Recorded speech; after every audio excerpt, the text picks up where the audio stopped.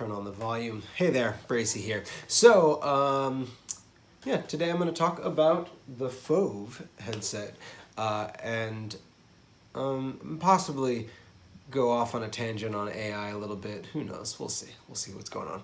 So, let's bring it back maybe to about 2016 while I'm developing more on these new fantastic platforms. We've got the Rift, we've got the HTC Vive. I've been doing a lot of mobile development. I've gone out, I've done talks here in New York, down in the Dominican Republic. I've been working on a lot of different things. Somewhere in that period, I saw a Kickstarter for a new eye-tracked headset that was about to come out. It's this really cool engineer team that based out of Japan, even though some of them come from America, and they're working on this new system that would be able to use these cameras that pick up on infrared light and pick up where your eyes are looking in the headset, and then take that information and then translate that to an input in the actual virtual reality world. So you'd be able to like take that input and somehow apply it. So if I was looking at an object, that object could light up. If I looked at that object long enough, you could select that object, or you could just basically be getting information, feedback, data based on where my eyes are looking, how they're moving, things like that. I thought that was very, very interesting. So at the time, we had some funding, and I contributed to the Kickstarter campaign.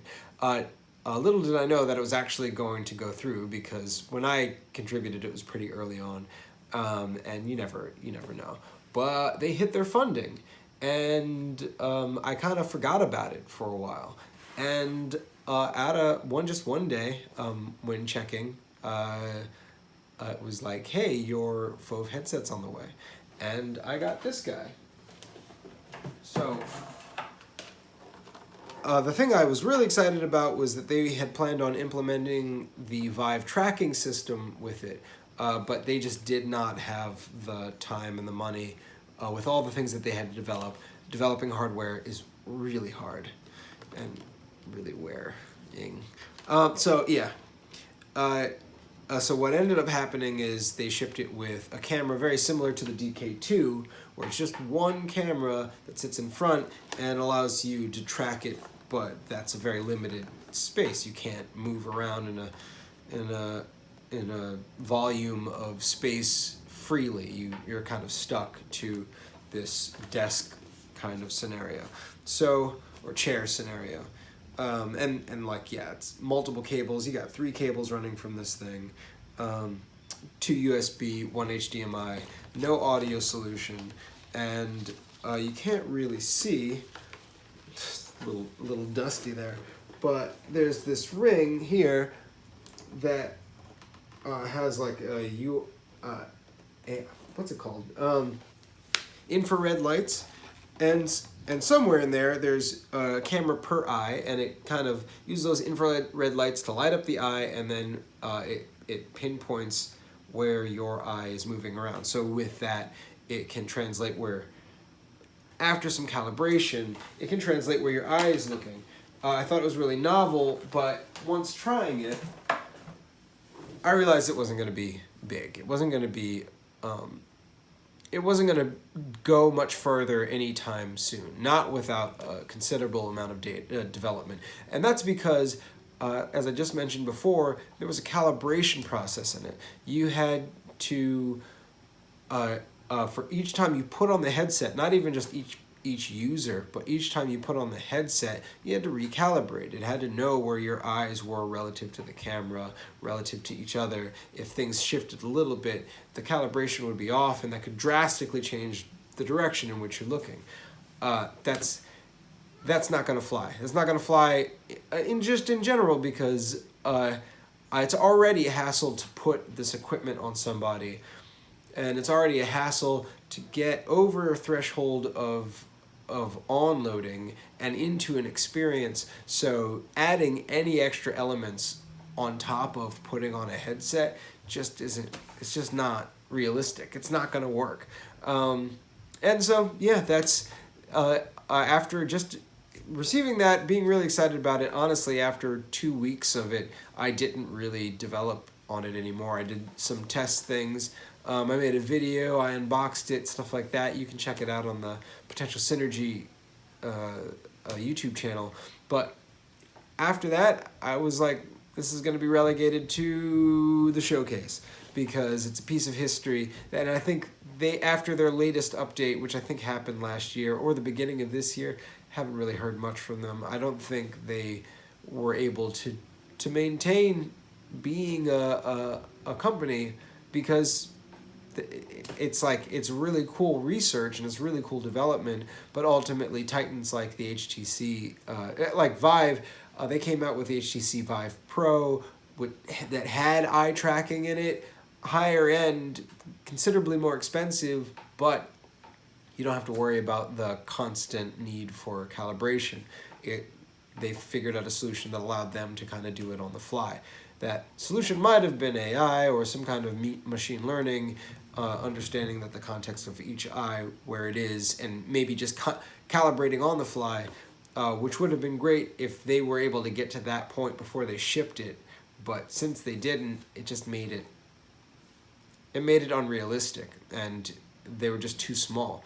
Again, hardware is a hard thing. You have to put in a lot of work way ahead of the time, and then once you ship something, you gotta pray that no one else had a lot more money and wasn't able to do it better, and then also that the market is receptive to the product that you created. This is all the same thing for software and films and content in general, but when you're dealing with hardware, you just have just supply chain issues, you have shipment issues, like you're relying on all the things, you have all the problems software and content developers have, but then you also have all the issues with just a physical product, what it takes to get a physical product to a lot of people, and then on top of that, still make money. But I mean, I'm glad I supported, because ultimately that development really pushed the knowledge base of a lot of developers in the industry, or that could be used in other industries that will ultimately help the ecosystem in general. Like, they made advancements, they learned lessons, and they got me a product that I'm proud to own because it's a piece of the history, not necessarily much more useful than that at this point, just because it's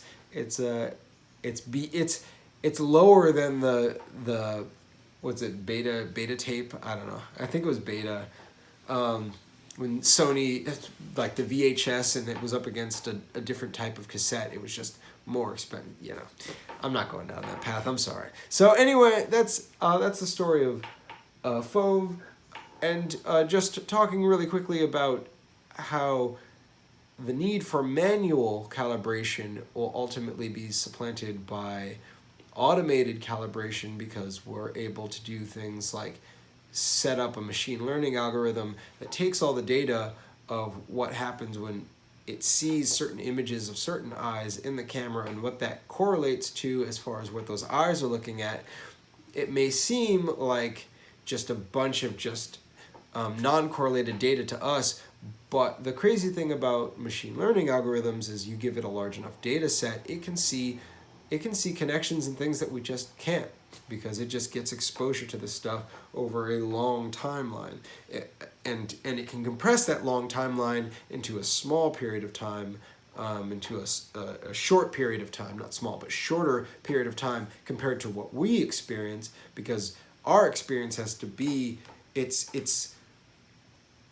our experience is intimately tied to the time in which we experience things, whereas machine learning algorithm, it decouples experience from time, which allows machine learning to learn things at a rate that is mind-blowing. I recently just was turned on to a paper that was talking about how a team created a machine learning algorithm that learned basically taught a skeletal system, a skeletal/muscular system that was taking very specific muscles from the human body, got rid of the face muscles, and also simplified the foot muscles. But everything else, it utilized most of our muscle system, and it trained itself within a day.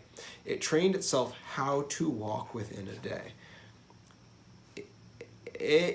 That may not make you freak out, because you may not see immediately what that's implying, but essentially the human body, if we took this computer and we stuck it in a human body, or a robotic version of the human body, where the muscle systems work almost exactly the same, even if it's, I mean, all our bodies are not the same. Like, there's differences, minute differences in all our bodies compared, and our brains just adapt to the body when trying to achieve certain goals. And it learns how to drive each specific body. In fact, if we just swapped bodies with minds, our brains would probably have a hard time acclimating to the new body and learning how to walk, because all the connections are not the same.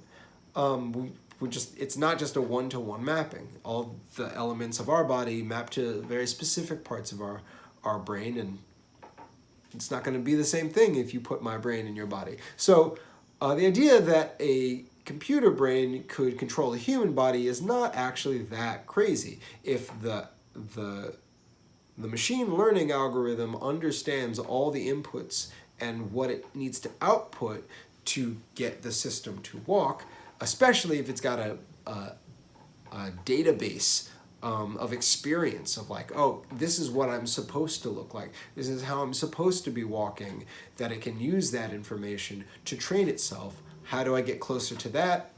This. And it can learn that in a day. How long did it take you to learn how to walk? Like, and this isn't on some crazy supercomputer. This is done on basically a consumer accessible PC. It may be on the higher end, but it's still a consumer accessible PC. That's nuts. Like, that's it's crazy how much people are unconscious to what the implications of this are, because people are unconscious to what's happening. There's so much information. And the loudest information is probably the least valuable to us, unfortunately. The loudest information is pretty much driven by money, because people who need to get more attention, they spend more money to get that attention. I don't know. So that's it for now. Thank you for watching. Stay conscious.